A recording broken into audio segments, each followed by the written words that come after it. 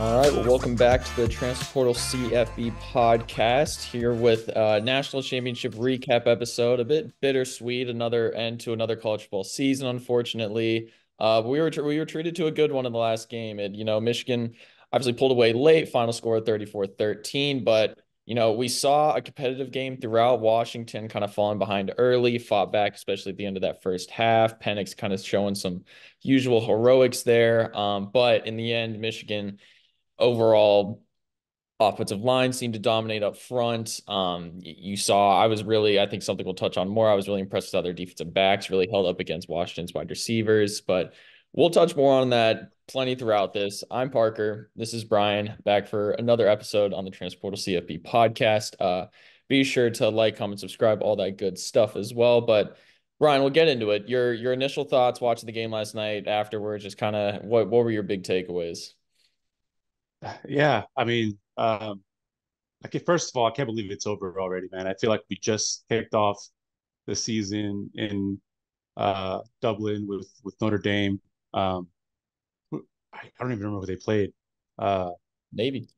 Navy, that's right. Yeah, they played Navy. Yeah, so Notre Dame and Navy. I feel like that just happened, and here we are, Tuesday afternoon, with the college football season over. So, but yeah, but I mean, watching that game, it was apparent early. Michigan just was just over physical. They played their brand of football, which I touched on in the preview podcast. Is that if Michigan is able to play their brand of football, they're going to win this game, and they're going to win this game easy. It wasn't easy though. They did, Washington did a great job of coming back and kind of, they were able to withstand that initial, punches early on. That there was a very very good chance of that game getting out of hand very very early. It seemed that they had, two 40-yard plus touchdown runs by Donovan Edwards, which is an incredible story in and of its own. Yeah, and Michigan played their brand of football, and that's pretty much what it came down to. I also think Washington kind of. I don't want to, say that they folded or the lights were too bright, but they just, man, they look all out of sorts. Michael Penix missing easy throws and penalties, and just it just looked they just looked out of sorts throughout the whole game, which was miraculous that they were in a 7 point game, late in the fourth quarter. So it was a good game, but at the same time, it wasn't. It looked like, it just didn't. It seemed it was very, very sloppy on both sides at times. But ultimately, Michigan, they played their brand of football and they prevailed. So, I think that was the biggest takeaway there for me.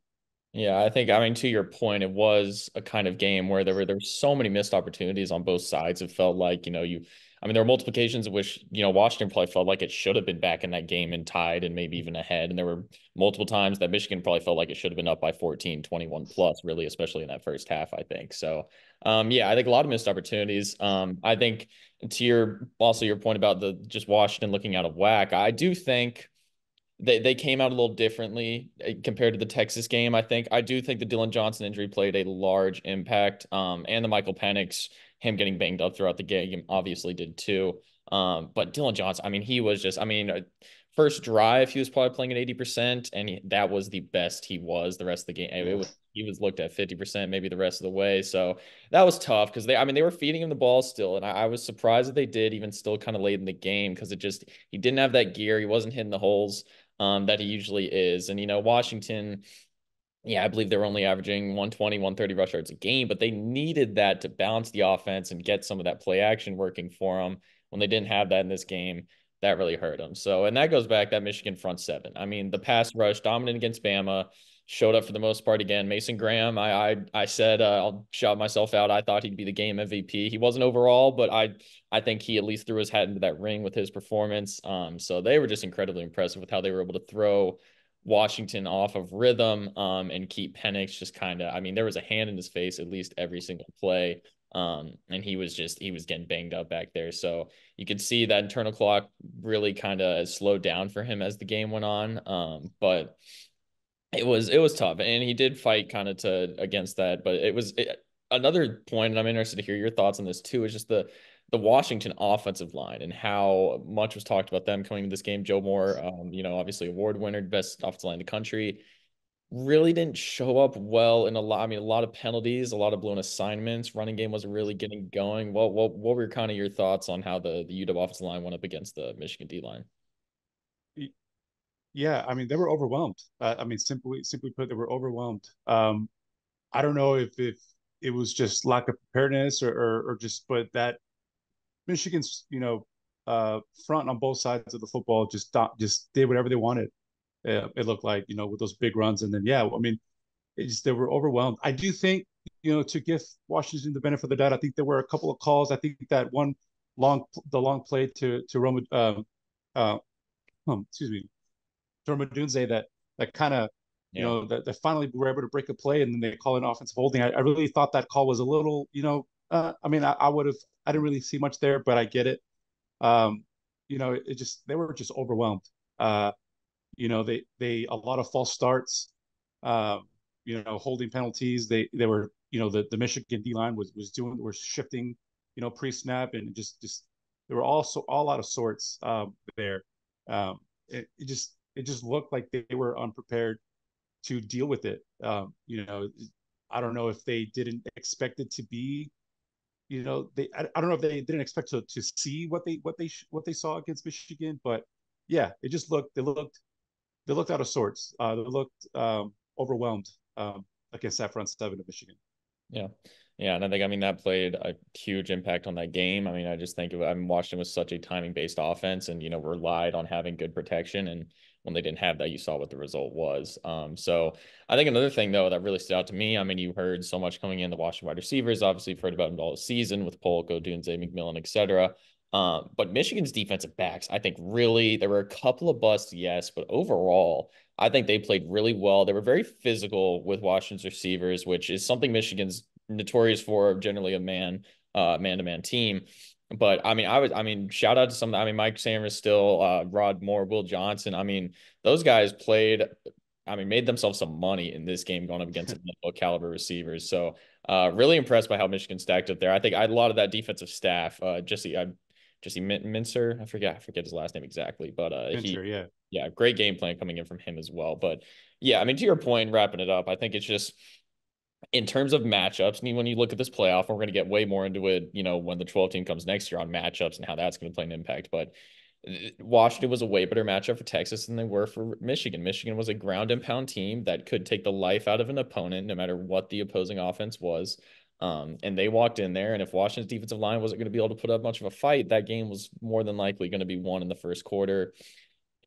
Washington hung around, but you saw in those first two drives how Michigan was able to impose its will. So again, I also think you saw a case of a team that been in two playoff semifinals, had wanted this for so long, and when that second half rolled around, they were not going to have it taken away from them. Whereas Washington was a team that was kind of first time there, still kind of trying to figure it out, in a setting like that. So a lot of credit to Washington. I mean, again, incredible story. Penix coming back from so many injuries throughout his career. Hope for the best for him in the NFL and his future endeavors. I mean, that wide receiver group, pretty much all of them are going to be playing on Sundays as well. It's just insane. So, and I think Kalen DeBoer, I mean, again, one of the coaches of the year, if not he's going to have UW. They're recruiting well up there. They're still going to be at top. They're still going to be, granted, in the new look Big Ten. So you're going to have to see how you tread water there. But I think UW's still going to be doing really good, large part because of DeBoer and what he's got going there. But looking at the other team on the flip side, Michigan now looking ahead, by the big question mark, obviously every past off season for the past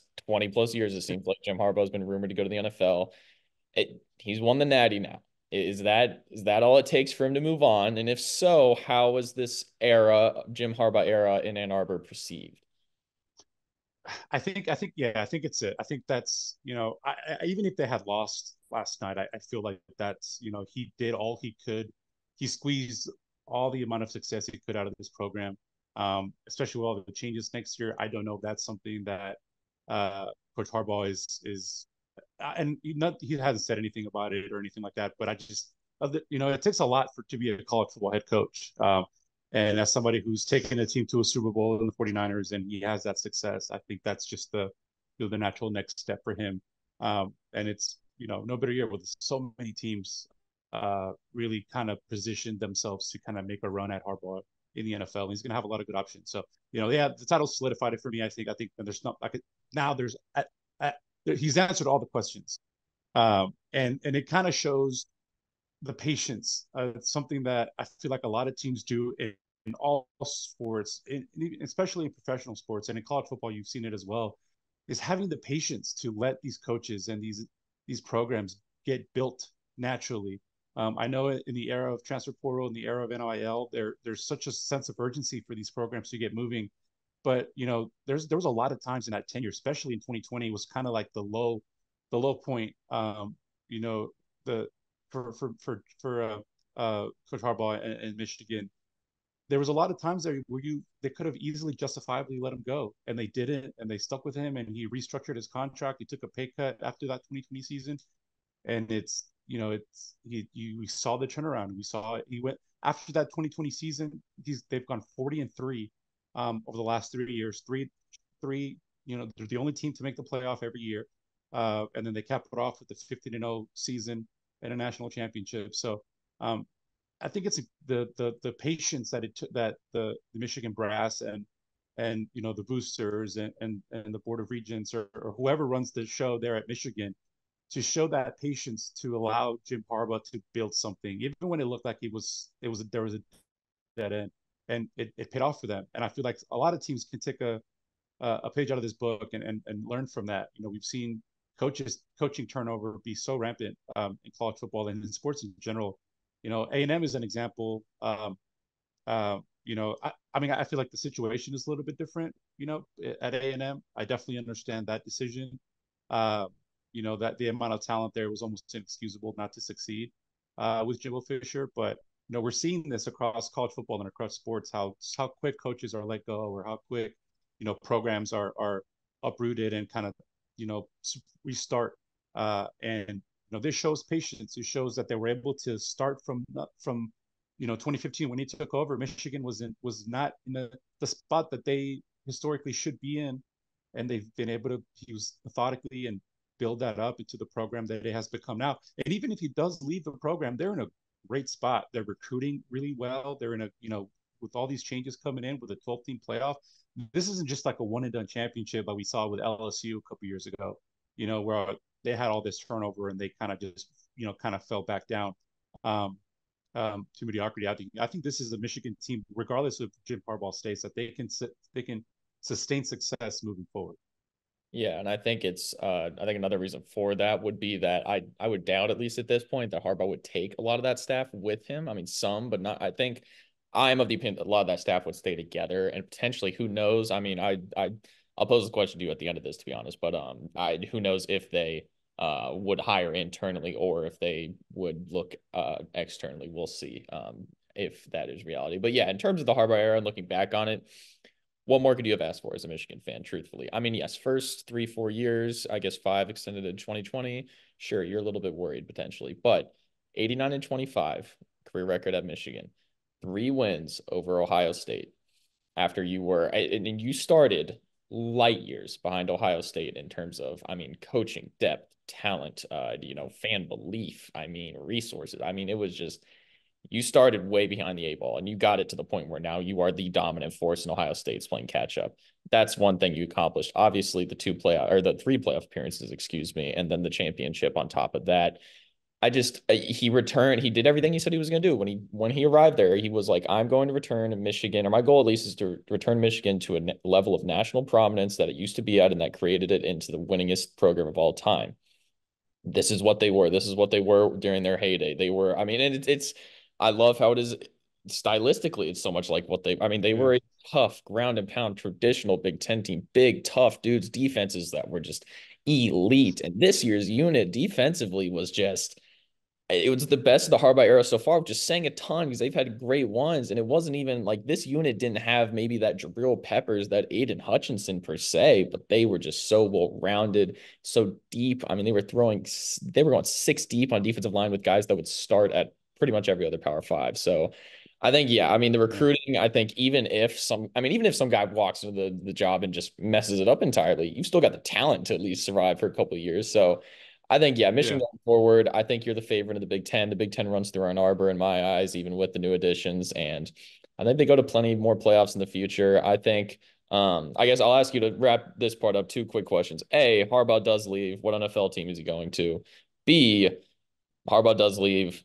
Who do you see Michigan potentially looking at, either internally or externally?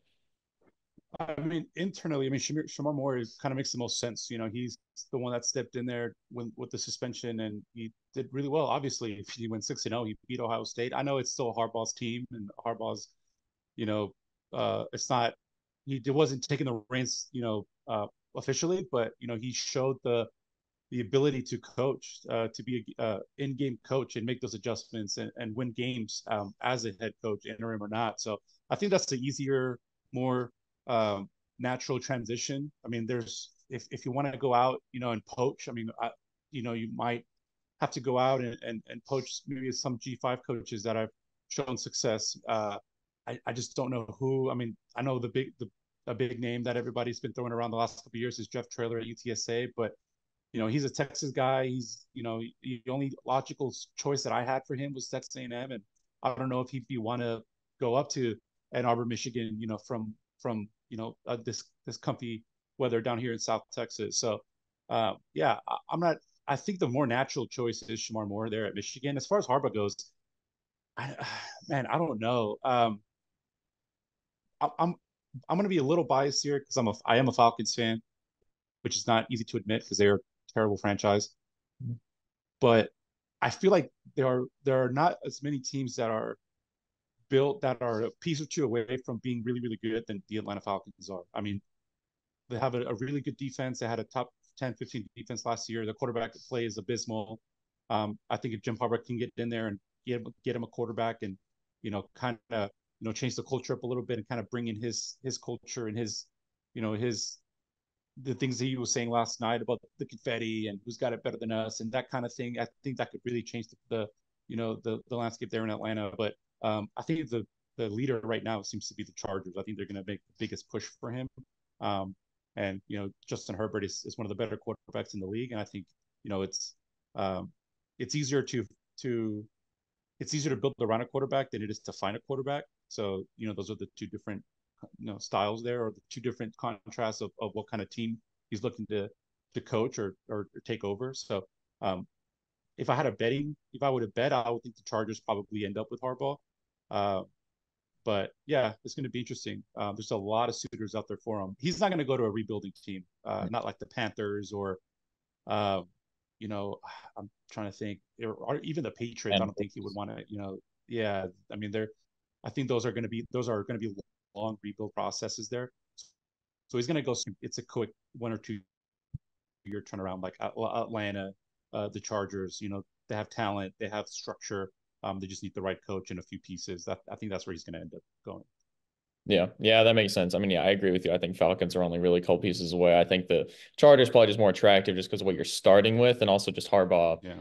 His past success with quarterbacks leans you to think that he and Herbert would do very well. I almost liken Herbert.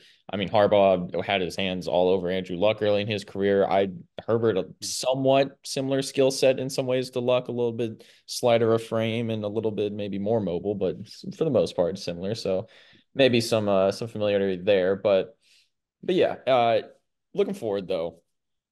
Next year, 12-team playoff, of course, starts. This is the end of the 14 playoff. It was, am I mistaken, 14 playoffs 10 took years. place? Yeah, 10. So over those 10 years, give me, I'll get you to give me three. It can be favorite moment, player performance, overall game. I mean, anything. Just that your three favorite just aspects of the 14 playoff in its short but fairly entertaining history. Yeah, it was short and entertaining and controversial. I mean, but it wouldn't be college football if it wasn't controversial. Um, but yeah, I mean, you know, biasly, I mean, you can see the helmet behind me. Georgia winning back to back was obviously amazing. Just uh, the way breaking the 40-year drought and seeing those teams, those that playoff game against Ohio State last year. but I think my number one moment, and I want to say this unbiasedly, one of my three moments unbiasedly, as a college football fan, was the Rose Bowl against Oklahoma between Georgia and Oklahoma. I think that was honestly, and it's almost a travesty it doesn't get talked about as much as some other great Rose Bowls of the past, like the Texas USC Rose Bowl. I know the stakes weren't as high, but they were still pretty high. I mean, it's a semifinal game, but that game was just insane. Any college football fan would have, if you're not a college football fan, or if you're a college football fan and you didn't enjoy that game, I don't know what to tell you. I think everybody outside of Oklahoma uh, enjoyed that game and saw and that was still kind of early in the college football playoff history. And the couple years before that, we had really duds, just complete blowouts in the semifinals. With teams like Michigan State and Washington and even that Oklahoma team a couple years before getting blown out. Ohio State got blown out by Clemson as well. So it was the first time in since maybe the first year with Ohio State and Alabama that had an amazing game at the Rose Bowl, and just it was just electric. So that's always going to be my number one as a Georgia fan, as a college football fan. That's going to be my number one game that I've ever witnessed, outside of winning the championships. Number two was TCU last year. I think that was such a great moment for college football, and that I think at the conception of the college football playoff, they talked the main selling point, or the main the one thing everybody has a chance. I remember they were the first year they were throwing out commercials, and they had like UTSA and BYU and all these like other teams up there, like everybody has a chance. But I really, I mean, it really wasn't the case, right? Like, let's not kid ourselves. There was no chance a group of five team was going to compete or even be close to the playoffs until Cincinnati came around. But which is in and of itself a great moment for the group of five, to seeing a team make the playoff.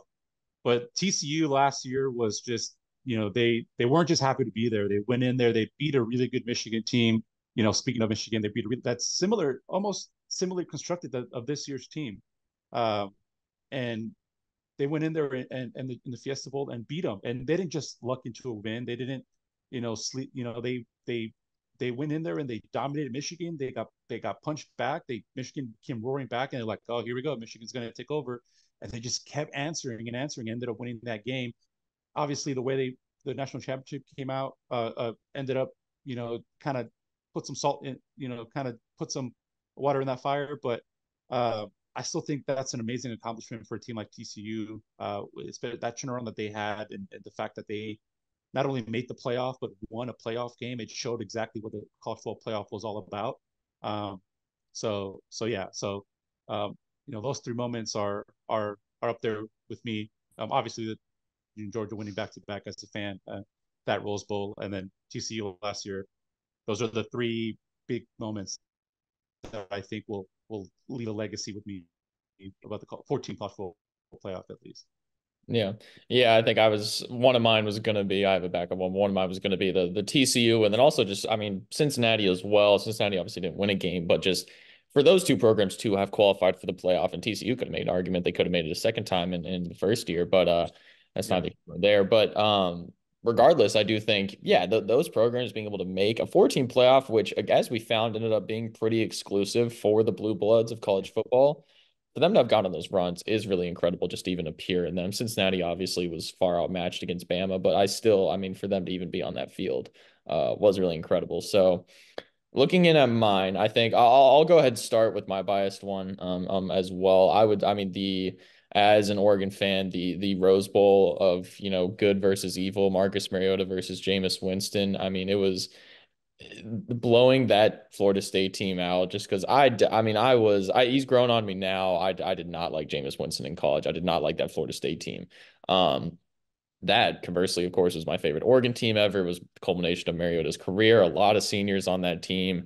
The best Oregon team that there's been, I thought, till this year's team, and then this year's team proceeded to disappoint down the stretch. But still, to win that game, the Jameis Winston fumble, obviously, where he just flings it up in the air, Mariota diving for the end zone. You had the Charles Nelson just like Superman dive touchdown was incredible. I mean, yeah, just the joy I got from watching that game. It was the first college football playoff game ever in the Rose Bowl. Oregon was there as kind of the Pac-12 representative. It was a good historic game, I think. So that was really fun one to watch.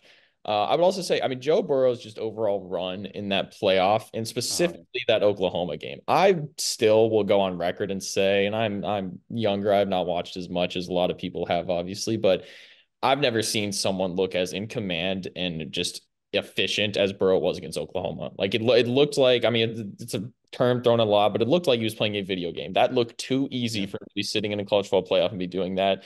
The offense was just it was clockwork in every sense of the phrase. It was just watching that game. I just remember thinking this is college football perfection. They've achieved it at LSU, at least on the offensive side of the ball. They have achieved offensive perfection, I thought. So that's another one. And then lastly, a slightly controversial one. I don't know if a lot of people would like this, but I personally, the Clemson Alabama era of the back and forth, I enjoyed that. I thought that was cool to have two just gladiator, Titans going back and forth year in and year out, kind of saying, how are we going to one up them this year? What, Clemson made Clemson made an adjustment after the first Bama win. The Bama had to come back, make another adjustment after Clemson won, and they kept going back and forth. You had, I mean, the Trevor Lawrence performance. I said Burrow was the most impressive I've ever been by a player on a field. A true freshman in Trevor Lawrence lighting up a Bama defense in a national championship game. That is a close second for me. But yeah, Dabo versus Saban was incredible. And just to have two, yes, maybe it was a little bit boring at times to know that those two are probably going to making it, but it was cool. I mean, Cavs Warriors, like, it was just cool to yeah. see two sides every single year seeing each other in the final and saying, how are we going to try to beat you this time? So I thought that was really fun as well. But we now move into the 12-team playoff. Next year brings the tons of change. I mean, the past 5 years have been just marked by change in college football. That's pretty much summed it up. But realignment comes to a peak next year with the Big Ten and SEC changing a ton. 12-team playoff comes into the mix. NIL and transfer portal are most certainly still around and kind of being figured out and tying up some loose ends with all that stuff. So there's a lot going down next year. We'll have plenty more time over the offseason to get into a lot of that. But in kind of just taking a quick look at it, what's the one thing that you are just, could be team, game, moment, new change, whatever, that you're looking forward to the most about next season? I think it's an easy it's the hanging fruit, but the new look Big Ten and SEC are just so intriguing to me. Especially the schedule next year. I mean, a team like Georgia who uh, has to play. Actually, before I start there, look at these two teams, Washington and Michigan. They're playing each other next year in Seattle. I mean, how that's rare in and of itself to have the two national championship representatives play each other the following year. That's NFL like how sometimes that happens. And it's going to be obviously these both teams are going to look a lot different, but it's still going to be an interesting concept to see. But yeah, I mean, teams like Texas and you know Georgia's schedule next year is playing at Texas, at Alabama, at Ole Miss. They play Clemson next year. I mean, for the first time in a while, you have these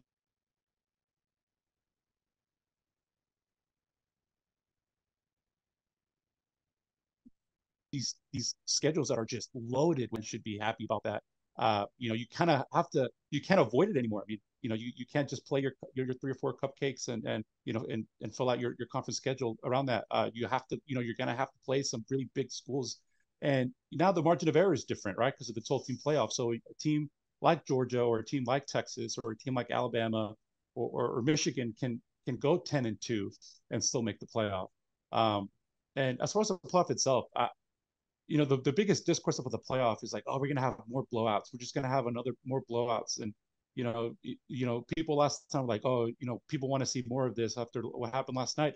But people aren't seeing the big picture on that. At least in my opinion, is all of that is going to get weeded out by the time we get to the national championship game. Like that's the whole point of this whole thing. It's like you will be able to get the pretenders out that a 14 playoff might not have been able to do. And we've seen that in the history of the 14 playoff with all these blowouts in some of these games. Um, we're going to be able to weed that out and actually have the two best teams, whether if they're ranked. I mean, like, for example, Georgia this year, you know, a close 3 point loss in a neutral side in the SC championship game, and with some plays that could have gone either way with a drop pass that wasn't called, and they went all they dropped all the way down to 6 based on the principle. And then when I say they were one of the 4 best teams, which I mean you can argue that it's not a here or there, but you think a team like Georgia after losing that game goes into a 12-team playoff and doesn't at least make it to the Final Four at very at the very I could argue that they're probably in the national championship in a 12-team playoff after if this was this season, so yeah, I feel like you're gonna weed out all the pretenders and all the good teams that had good seasons that are just kind of found themselves in there in that conversation, and you're gonna have the two best teams play for the national championship, and that's all that matters. So we're not going to see, the last 4 or 5. I think we haven't had a one possession national championship game since Georgia and Alabama with to a second and 26 walk off touchdown. Every game since then, every national championship since then has been at least a double digit win, and I think all of them have been more than 14 points too. I don't remember the last time we had a that was within at least 10 points or one possession, late. And this year we saw what happened last year. We saw what happened this year. And I think next year we're going to see that it's going to be different. We're going to see the two best teams, whether it's ranked 1, ranked 8, ranked 5th. We're going to see the two best teams in the national championship. So that'll be exciting to watch. Yeah, and I think that's, you've got these 12 teams in it, and there's going to be, a 13 or 14th place team that's going to be upset still, but I don't think the outside looking in debate is going to be nearly as intense or just kind of Yeah. cutthroat as it's been in years past. I think because if you're that 13 seed, more than likely you've lost 3 games or you've lost to someone you shouldn't have and you don't deserve it. So I think Yeah. it's gonna explain itself. But yeah, I agree with you. I think the weed out process will be a lot better this time. I think more often than not, that top 4 is still going to end up being kind of in the mix late just from getting that bye. And then Yeah. also having that advantage. I can't imagine some 8 seed beating a 9 seed in a intense playoff caliber game, then the next week turning around and taking on Alabama, who's freshly rested and as a 1 seed. And that's where you might see some of the blowouts. But again, at the end, I think that's where you're going to really get the best team. So I agree with you. And touching on that SEC Big Ten point as well, I just think I'm looking forward to the politics of it. I mean, they're on opposing networks now, CBS versus ESPN, essentially Big Ten versus SEC. I mean, they've always hated each other. It's been North versus South. Ohio State really kind of started it by going head to head with Bama, and their fan base is hating on each other, and it's grown certainly since then, especially with Michigan kind of entering the fray. And then now the Big Ten obviously adding new teams, SEC as well. Two just absolute titans of the sport that, in my estimate, 5 to 10 years down the line, they're going to be the only conferences that matter pretty much at all in the grand scheme of things. So I think that'll be really interesting just to keep track of how the two conference fan bases kind of become it's going to become a political environment where they are, you're either biased towards one side or the other, and you're either on one network or the other or whatever. And it's the whole thing. It'll be fun. It'll be fun to sit back and laugh and watch. So, one other thing I did want to point out, a smaller thing compared to all the other big changes, but something I feel like a lot of people are forgetting about is just the Big 12 gets a big facelift as well for the second Yeah. straight year in a row, really. And I'm just interested, and I think I'm gonna write a piece in the spring for Transfer Portal about it, but just how the Big 12 will shake out, not just next year, but really down the line. Like who's gonna emerge as the consistent year in, year out, contenders that are qualifying for the play. Because the Big 12 is gonna get at least a team in the playoff every year, and they'll have a shot for 2 depending on how things really play out. But yeah, I mean, you've got obviously Colorado in that mix, who was, the biggest wild card in the world. They could recruit like no other. Dion could turn them into, perennial contenders, or they could continue to kind of be this in between all flash, no substance kind of team. So who knows? I think they're the biggest wild card, but love what Jed Fish is doing at Arizona. I think they could certainly emerge into the top team and really be a consistent playoff program. Utah is always going to be in the mix with Whittingham. I think Gus Malzahn's got it going at, I think UCF will just, with that Florida talent and just with that offense that, and the speed they have, they're always going to be up there. K-State consistent with Kleiman, Gundy the same with Oklahoma State. There's a lot of options, a lot of different kind of teams that I'm like they could emerge into the top team in this conference and maybe become another dominant force. Because I think at the end of the day, I mean Texas Tech, another one I didn't even mention, who's probably got the biggest potential of any team. But I think the Yeah. overall thing with the Big 12 is do you find eventually after a couple of years of this league sorting out, is there one or two programs that can really emerge and be up there with the elite of the SEC and the Big Ten? If not, the Big 12 really is just going to fall to the wayside and be, that third or fourth league that, oh, they get one team in the playoff each year. Or are one of these programs going to be able to truly become a national contender that's potentially going to win championships? So I'm interested to see how that works out. There's a lot of potential there. 16 teams is a lot. So it'll be interesting to see how that league kind of plays out year in and year out. But it'll be interesting. Yeah. There's a lot of new stuff. This year was kind of I remember going into this year and it was kind of just the end of at least my childhood of college football, just conferences changing, 12-team playoff. It feels very different. This felt like the final kind of truly normal season in a way. So I guess, yeah, any closing thoughts for us kind of heading into next year and on what this season held for us? Yeah, it's been very jarring to see all the changes that have been made so quickly, and I feel a lot of people, a lot of older fans, and even just contemporary fans as well, is kind of they don't recognize what college football started is looking like, and there's really a lot of potential for college football to really pull itself out of this you know controversy or funk over the next few years, especially with the 12-team playoff. I know there's a lot of issues around it, but I feel like there we're underestimating how much good the 12-team playoff is going to do for college football. Every time there's change made, people don't like it, and I feel we're going to start seeing over the next few years how much it changes things. You're going to see teams will much more competitive, like you said, to like the Big 12 teams that might not have a chance otherwise will really be able to put all their chips in the table and really go for it. They have that opening that they will, and it's not going to be long before we see a team, maybe like a Boise State type, or one of those teams who finds themselves, in the national championship or even hoisting the trophy at the end of the year. I'm not saying it's going to happen soon, but in this trajectory, it might happen sooner than we think. And once that happens, we're going to realize that, man, this is what college football is all about. Giving these teams a chance to win. So I know it's very jarring. I haven't been a big fan of a lot of the things, and there's a lot of growing pains that need to be sorted out, and a lot of kinks that need to be ironed out. But once it does, I think college football will come out of this in a better place, and it's going to be a great product for everybody involved. So I'm excited. We are closing this chapter of college football. Uh, it's they keep tinkering with this national championship ever since it started, since the 90s, and we're continuing to evolve and change it and make it different, sometimes for the better, sometimes for the worse. And we're entering this new chapter, so I'm interested to see how it's going to look like. But man, I'm excited. I can't. It's January 9th, and I need it to be late August again, and get this thing rolling, because Mhm. I'm so excited for it.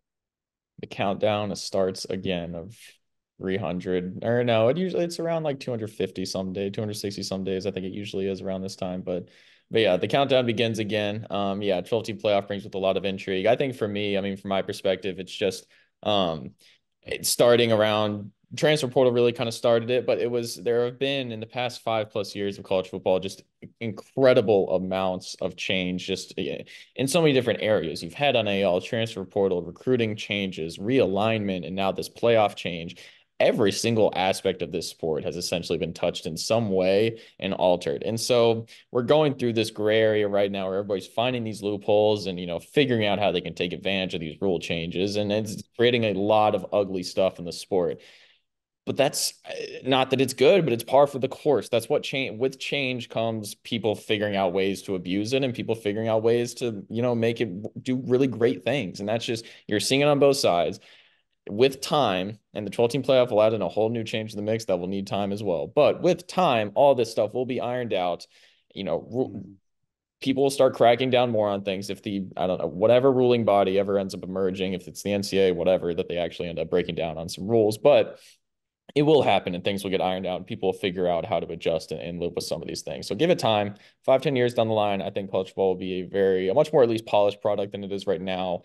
Just because it's evolving as a sport. It is a multi-billion-dollar business industry and it is only increasing.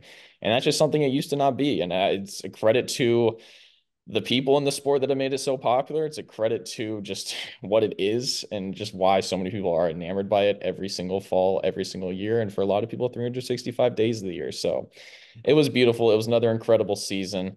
We were glad to be able to play a small role and hopefully Yeah. helping you perceive it and covering it and telling some of the stories that come with it during the year. But Park and Brian, that's another episode of the Transfer Portal CFB podcast. Please be sure to like, subscribe, all that good stuff, and we will catch you with some off-season coverage coming down the line.